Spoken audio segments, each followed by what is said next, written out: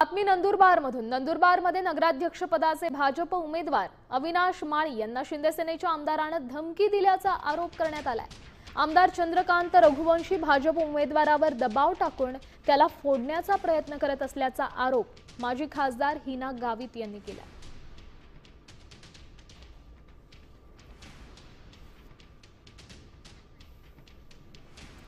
अनेक प्रकारचे साम दाम दंडभेद नीती वापरून आमच्या या उमेदवारांवर दबाव आणून त्यांचा फॉर्म माघारी कसा होईल यासाठी सुद्धा प्रयत्न हे अगदी शेवटच्या क्षणापर्यंत शिवसेनेच्या या स्थानिक नेत्यांनी चंद्रकांत रघुवंशी आणि त्यांच्या कार्यकर्त्यांनी सुरू ठेवली।